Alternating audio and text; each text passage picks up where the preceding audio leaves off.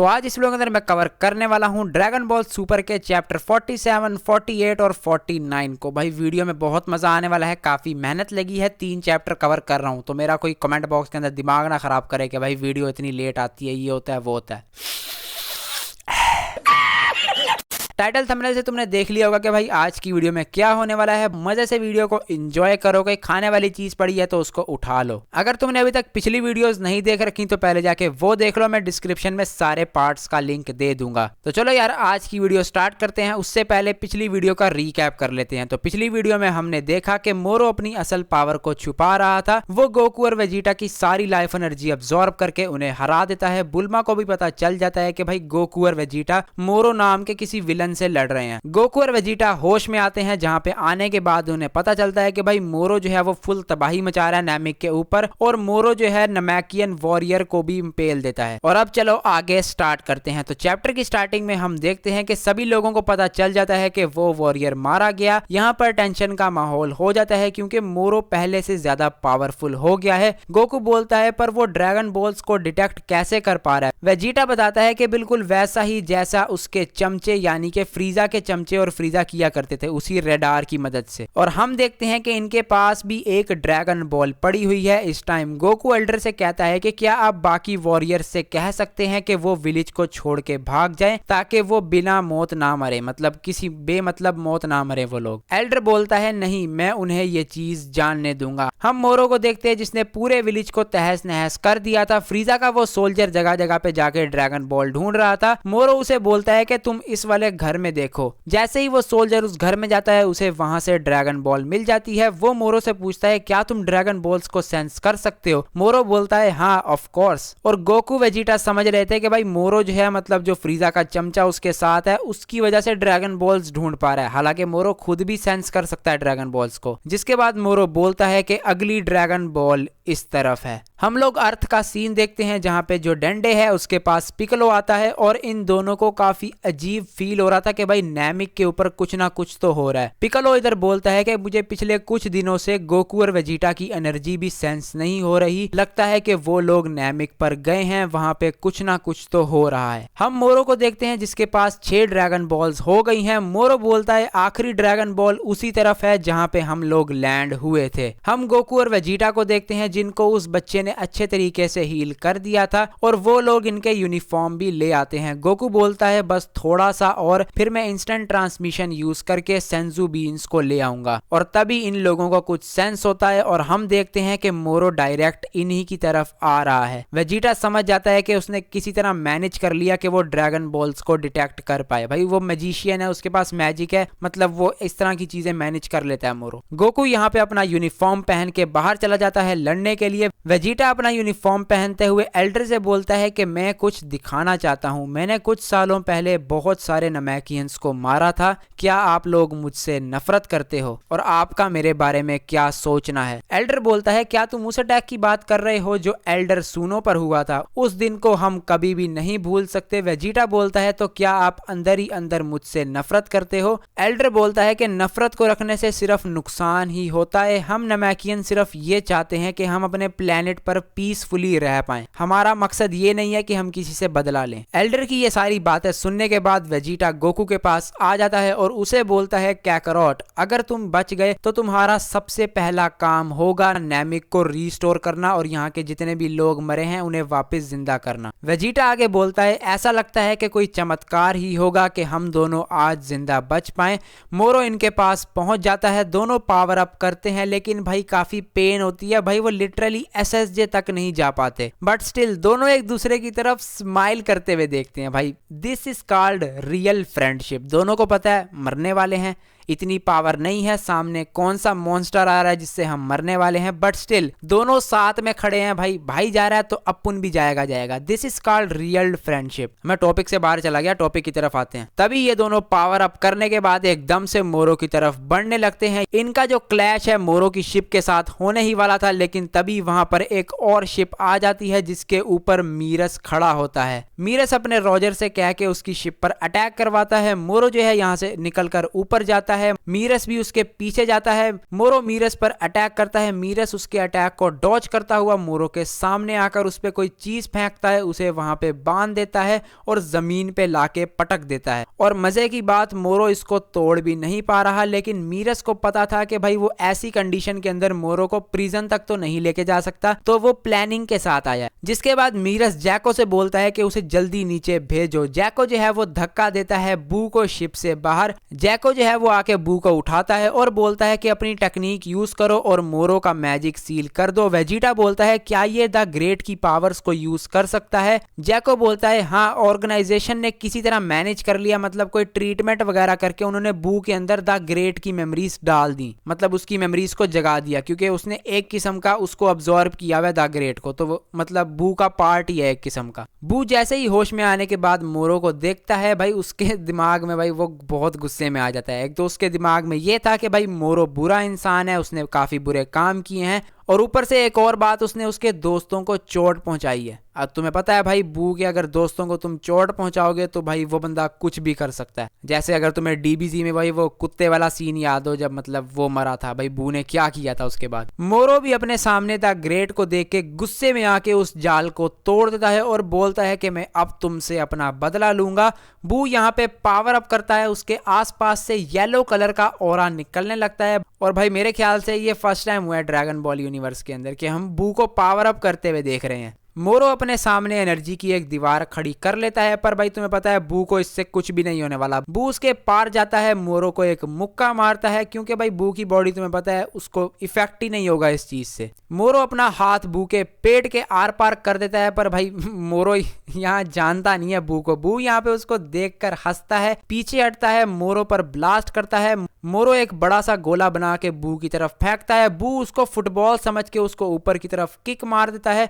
मोरो के पीछे आता है, उसे मुक्का मार के नीचे जमीन पे दे मारता है। और वेजिटा से हमें ये बात पता चलती है कि भाई मोरो की जो टेक्निक है एनर्जी अब्सॉर्बिंग वाली, वो बू पे बिल्कुल भी काम नहीं करने वाली। और तुम्हें पता होगा क्यों, अगर तुम एक सच्चे ड्रैगन बॉल फैन हो तो। और जिस बात से भाई मोरो भी परेशान है कि ऐसा क्रीचर एग्जिस्ट भी कर सकता है। बू जो है वो यहाँ पे मोरो को फुल बुली कर रहा होता है। मोरो जो है वो यहाँ पे बू के फेस को ब्लास्ट से उड़ा देता है, पर भाई बू अपने हाथ से ही अपना एक मुंह बना के स्माइल करता है, और जिसके बाद वो मोरो को एक मुक्का दे के मारता है, जिसके बाद अपनी टांग को लंबा करके उसे एक लात मारता है। गोकू बोलता है मैंने काफी देर से बू को लड़ते हुए नहीं देखा, पर उसको देख के ऐसा लग रहा है कि मेमोरीज आने के बाद उसको काफी ज्यादा पावर मिली है, मतलब बू पहले से काफी पावरफुल हो चुका है मेमोरीज के आने के बाद। और दूसरी साइड पे भाई मोरो अभी भी उससे कुट ही खा रहा है। बू बोलता है तुम मुझसे थोड़े से वीक हो, जिसके बाद बू अपने 6 हाथ निकाल लेता है और 6 आर्म्स बन के भाई मोरो के ऊपर बरसात कर देता है मुक्कों की।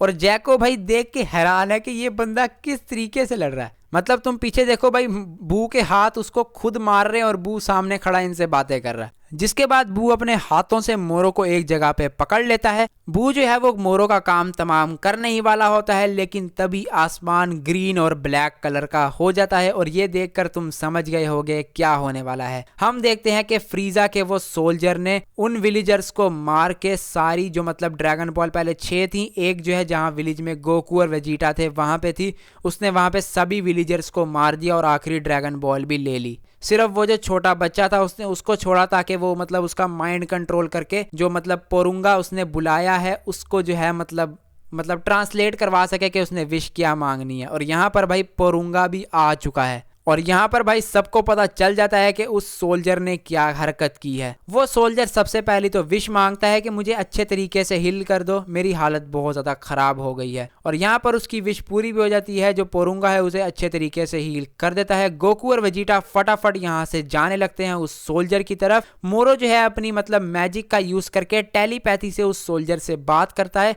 और उसे बोलता है कि जल्दी से विश मांगो कि मेरे पास मेरी सारी की सारी मैजिक पावर वापस आ जाएं। वो सोल्जर बोलता है कि तुम 3rd विश ले लेना, दूसरी विश मुझे लेने दो। मोरो बोलता है नहीं, 3rd विश तुम लोगे, अगर तूने दूसरी विश ली तो तू यूनिवर्स के किसी भी कोने में चला जा, मैं अपने मैजिक का यूज करके तुझे ढूंढ लूंगा और पेल दूंगा। जिसके बाद भाई उसे ब्लैकमेल करने के बाद वो मान जाता है और विश करता है पोरुंगा से कि जो मोरो है उसे उसकी सारी की सारी मैजिक पावर वापस मिल जाए। और इधर हम देखते हैं कि मोरो को उसकी सारी पावर वापस मिल जाती है। वो यहाँ से जाता है एकदम से स्पीड में उड़ता हुआ, गोकू और वेजिटा को क्रॉस करता हुआ उस सोल्जर के पास जाता है, उसे विश मांगने से पहले ही मार देता है। मोरो इधर पोरुंगा से पूछता है क्या अभी भी आखिरी विश है। पोरुंगा बोलता है हाँ जल्दी बोलो, मैं उसके बाद चला जाऊंगा। जिसके बाद मोरो यहाँ पे अपनी विश मांगता है जो हमें नहीं बताई गई कि क्या मांगा मोरो ने, पर पोरुंगा यहाँ से वापस चला जाता है। गोकू और वेजिटा वहां पे पहुंच जाते हैं। मोरो उन दोनों से कहता है कि मैंने नहीं, इसने इन सबको मारा है। और गोकू बोलता है हाँ, और उसके बाद तूने साले इसको ही पेल दिया। वेजिटा बोलता है पर तुमने क्या विश मांगी। मोरो बोलता है तुम्हें मेरी पहली विश का तो पता ही होगा, मेरी सारी मैजिक पावर को वापस हासिल करना।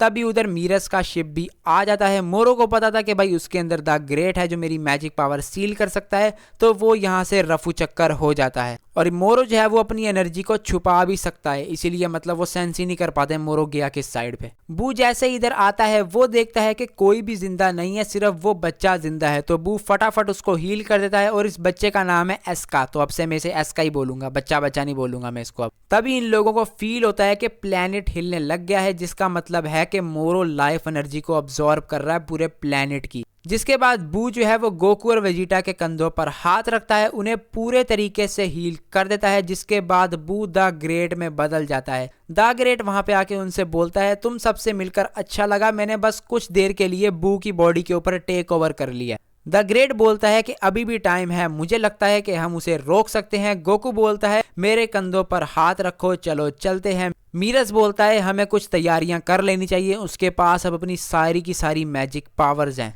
गोकू बोलता है अच्छा समझ गया, मैं इस बात का ध्यान रखूंगा। और वो तीनों यहाँ से चले जाते हैं। मोरो जो है वो इधर पूरे प्लेनेट से एनर्जी अब्सॉर्ब करना स्टार्ट कर देता है। मीरस, जैको और एस्का जाकर शिप में बैठ के उड़ जाते हैं। जैको एस्का से कहता है कि ये सब तुम्हारे लिए देखना काफी मुश्किल होगा। एस्का बोलता है मैंने उन सब से वादा किया था कि मैं सरवाइव करूंगा, चाहे मैं आखिरी ही क्यों ना हूं। एल्डर ने मरने से पहले मुझे अपना सक्सेसर बनाया था, तो ये मेरी रिस्पॉन्सिबिलिटी है। हम बाहर मोरो को देखते हैं जिसके पास तीनों आ जाते हैं और सीधा मोरो पर अटैक करते हैं, पर मोरो उनके पास से गायब हो जाता है। गोकू फिर से जाकर उस पर अटैक करता है, लेकिन फिर से मोरो वहां से गायब हो जाता है। द ग्रेट बोलता है ऐसा लगता है कि उसकी रियल बॉडी यहाँ पर है ही नहीं। हम मोरो की रियल बॉडी को देखते हैं जो स्पेस के अंदर खड़ा हुआ था। गोकू उसके पास जाने लगता है, वेजिटा उसे रोक देता है कि सेंस जो है मतलब वो जो आउटर स्पेस होता है वहां पे सांस नहीं ले सकते, तो यहीं पर ही रुको। जिसकी वजह से जो द ग्रेट है उसे वहां पे जाना पड़ता है। मोरो ने नैमिक से जो एनर्जी अब्सॉर्ब की थी उसे खा लेता है। द ग्रेट उसे एक मुक्का मारता है, जिसके बाद हम देखते हैं मोरो इजीली उस अटैक को डॉज कर लेता है। मोरो द ग्रेट को एक लात मारता है जिससे वो काफी दूर जाके गिरता है।